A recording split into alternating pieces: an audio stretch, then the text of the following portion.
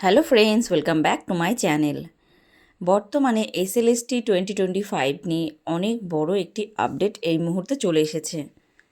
তোমরা যদি চ্যানেলে নতুন হয়ে থাকো, রিকোয়েস্ট রইল চ্যানেলটিকে সাবস্ক্রাইব করে বেল নোটিফিকেশান অন করে দিতে, যাতে এরকম ইনফরমেটিভ ভিডিও সবার আগে তোমাদের মোবাইলে পৌঁছে যায়। ভিডিও ভালো লাগলে অবশ্যই কিন্তু কেউ লাইক করতে ভুলো না। লাইক করলে আমাদের কিন্তু অনেক মোটিভেট আসে পরবর্তী ভিডিওগুলো তৈরি করার জন্য। তো বন্ধুরা, এই মুহূর্তে এসএলএসটি নিয়ে কলকাতা হাইকোর্টে অনেকগুলি মামলা রয়েছে।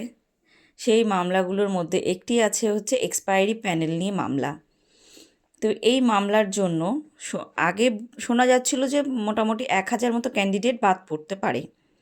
তো এই মুহূর্তে যেটুকু পাওয়া খবর সেটুকুতে বোঝা যাচ্ছে যে এই মামলার ফলে প্রায় কিন্তু 10,000 মতো ক্যান্ডিডেট বাদ পড়ে যেতে পারে।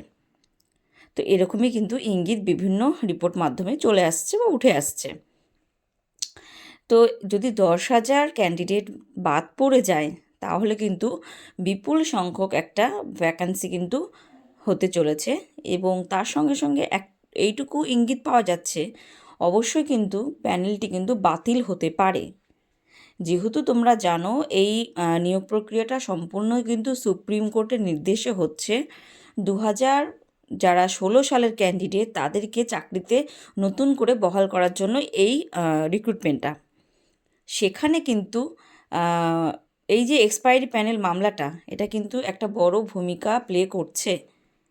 তো তোমাদের কি মতামত অবশ্যই কিন্তু কমেন্ট করে জানাতে পারো যে এই প্যানেল কি বাতিল হতে চলেছে, আর এক্সপায়ারি প্যানেল মামলাটার জন্য কি অবশ্যই কি 10,000 ক্যান্ডিডেট বাদ পড়ে যেতে পারে।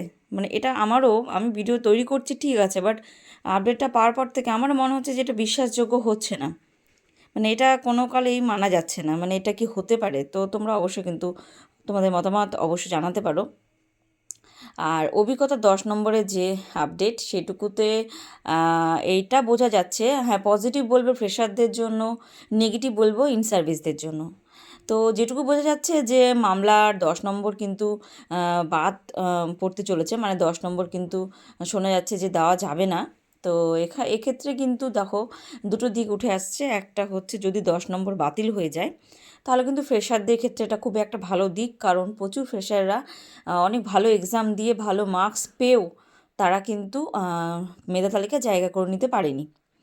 আর খারাপ দিক তাদের বলবো, যারা ইন সার্ভিস টিচার, যাদের চাকরিতে যোগদান করতে হবে, তারা যেহেতু অনেক দিন পর মানে অনেক বছর পর মানে এক্সামটা দিচ্ছে, তো তাদের কিন্তু এই মানে যখন এক্সামটা দিয়েছিল সেই মুহূর্তে কিন্তু ওই প্রিপারেশন নেওয়ার সেই মানসিকতা অতটাও ছিল না।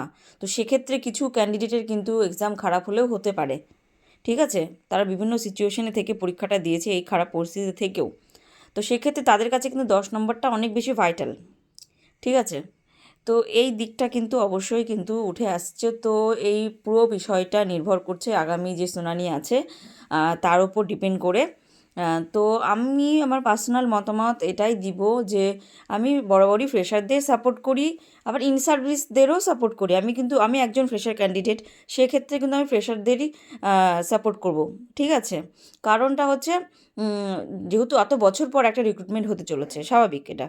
কিন্তু ইন সার্ভিসদের ক্ষেত্রে আমি বলবো যে তাদের অবশ্যই তাদের চাকরিতে ফেরানো উচিত। কিন্তু এই যে ইন সার্ভিসদের সঙ্গে ফ্রেশারদের একসঙ্গে যে একটা ঝুলিয়ে দিয়েছে বিষয়টা, মেধা তালিকা আলাদা করতে পারতো, ইন সার্ভিসদের জন্য আলাদা আর হচ্ছে ফ্রেশারদের জন্য আলাদা, এই ক্ষেত্রে কিন্তু কোনো সমস্যা হতো না। কিন্তু কমিশন তো সেটা করেনি, একসঙ্গে সবাইকে নিয়েছে, তো এই ক্ষেত্রে তো সমস্যা হতেই পারে। তো তোমরা কিন্তু অবশ্যই কমেন্ট করে জানাতে পারো কি হতে চলেছে আগামী দিনে। আর অবশ্যই কিন্তু এই বিষয়টি খুবই ভাইটাল রোল প্লে করতে চলেছে। তো বন্ধুরা, আজকের ভিডিওটি এখানেই রাখছি, দেখা হচ্ছে নেক্সট কোনো ভিডিওতে। টিল দেন সবাই ভালো থেকো, সুস্থ থেকো। Thanks for watching.